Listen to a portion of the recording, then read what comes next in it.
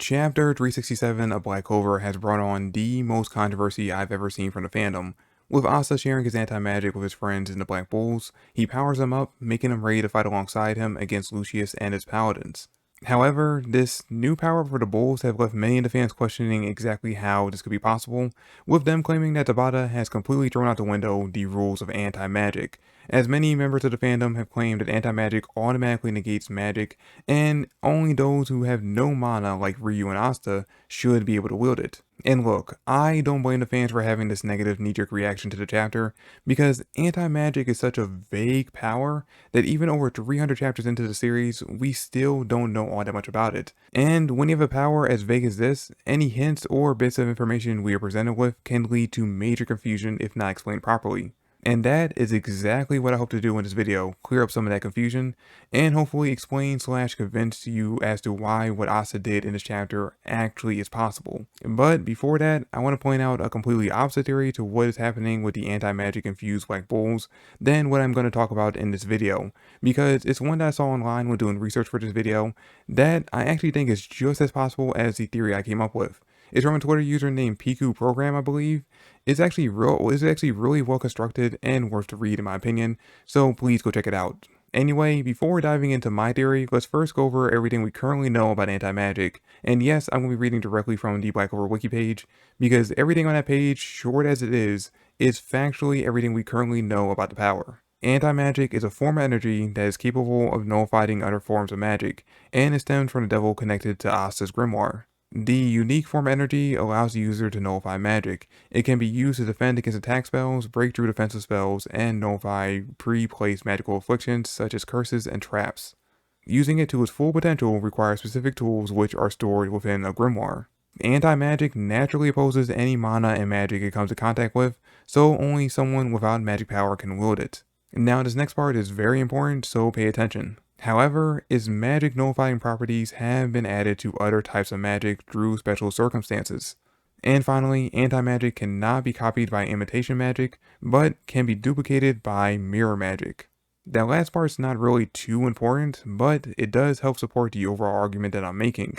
Despite what many have thought throughout the entirety of the series, anti-magic can work alongside magic. You see, the reason for this misunderstanding is due to one specific scene. Back in chapter 22, during Asta's first meeting with Julius, Asta lets him hold one of his anti-magic swords, and while Julius is holding the sword, he comments on how heavy it is, complimenting Asta on being able to lift it at all, and that the sword is draining his magic power. And this one scene has led to the biggest misunderstanding about anti-magic, something that I didn't even know was a misunderstanding in the fandom until chapter 367 dropped. You see, because of this scene, many fans started to believe that a natural quality of anti-magic is that it drains mana. But that's not what's actually happening here. What really happened was that Julius was holding the Demon Dweller sword. This specific sword has the natural ability to drain mana from those who come into direct contact with it. Not Asta's other swords, or his anti-magic, just this one specific sword. We see this happen again during the Seabed Temple arc. After Asta stabs the Demon Dweller into Veto, it begins draining his magic power, making his attempted counterattack against Asta in their final clash much weaker. That is one of the special abilities of this specific sword, and each of Asta's swords has their own unique ability. The Demon Slayer can deflect magic attacks back at their opponent, and I believe it also increases the power of the attack when it does so. The Demon Destroyer can negate magical effects like curses and traps, and the Demon Dweller can also let Asta absorb a bit of the magic power of those he has a bond with when nearby them and shoot it out as a magical slash. Which, now that we've cleared up that misunderstanding about what Julius meant in chapter 22, this leads us back to what I mentioned earlier in the video, that anti-magic can actually work alongside magic without negating it, and we've seen this happen a couple of times throughout the entirety of the series. First up, going back to the Seabed Temple arc, Asta's anti-magic swords are able to pass through Finral's portals with no issue. Based on the fandom's understanding of how anti-magic works, the swords should automatically negate the magic. Now admittedly, that first example is kind of weak and easy to argue against, so going on to stronger ones, during the Witch's Force arc, despite the anti-magic now running directly through his body, it doesn't stop the Witch Queen's blood magic from letting her control Asta. In fact, the control is not broken until Rogue comes into direct contact with Asta, which, since she's made completely of mana, and Asta was in this dark mode which emits anti-magic from it, she should have been negated. During the end of the elf arc, Asta sends anti-magic drew the combo spell of William and Lick, reversing the reincarnation magic on the elves, but it should have completely negated the spell the second the sword touched the tree. And then finally, and this is the most important one for this theory, both during chapters 19 and 45, Asta uses the Demon Dweller to shoot a magical slash at his opponents, and you can see on both slashes that a black line is drawn on the cutting edge, indicating that it is coated in anti-magic, which is confirmed by Sally in chapter 45 when she calls it an anti-magic slash instead of one made by the mana he borrowed from Ghosh. Now, I want to make it perfectly clear so you guys are not misunderstanding what I'm trying to say. None of these examples prove that Asta's anti-magic does not negate magic. Of course it does, that's its natural effect. When they're fighting against Lucifero and Asta's in double union, he's uncontrollably emitting anti-magic, which not only negates Lucifero's gravity magic, but also interferes with his allies' magic as well. What these do prove though, is that its magic negating effect can be controlled. And that is exactly what Asta is doing in chapter 367. After training in the Land of Sun and how to combine his anti-magic with Zen, Asta gained much more control over the power source than he ever had before. We saw this firsthand in the previous chapter when he was able to create a small anti-magic field, or as the fandom has deemed it, an anti-mana zone that allowed him to completely shield himself from the overpowered atmosphere magic that Dominante was shooting at him.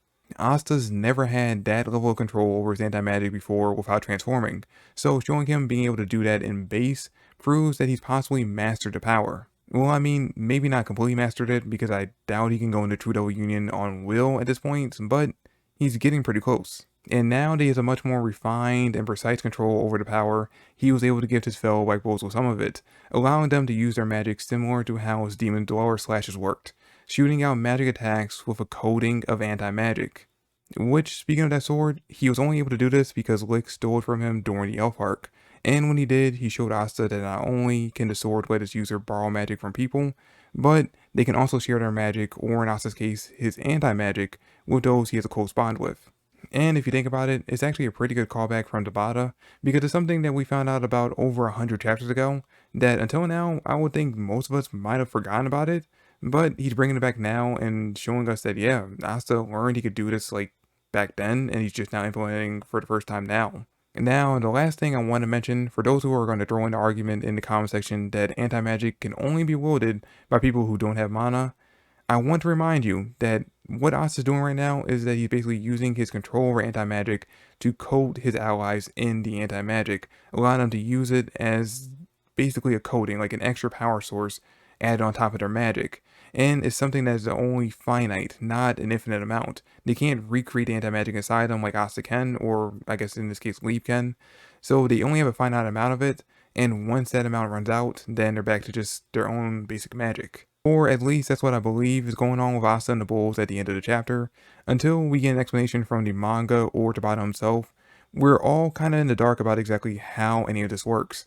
I'm just using the examples and info we gained from the story to objectively explain what I think is happening. But if you completely disagree with my theory, please let me know in the comment section down below.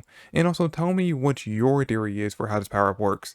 Or do you think Tabata just kinda is a terrible writer and he's completely throwing out everything we've ever learned about anti-magic just to fit the narrative of what's going on currently in the story? Again, if you think he's a terrible writer and you think that's actually what's happening, let me know in the comment section down below, but try to be civil about it. Also, again, I will say go on Twitter and check out @PQProgram's theory thread on this topic, because I genuinely think that either my theory or his theory is going to be what's revealed to be truthful in the next upcoming chapters once we find out what's really going on with this power-up. Anyway, thank you guys for watching the video, and I look forward to finding out the truth about this new power-up alongside all of you.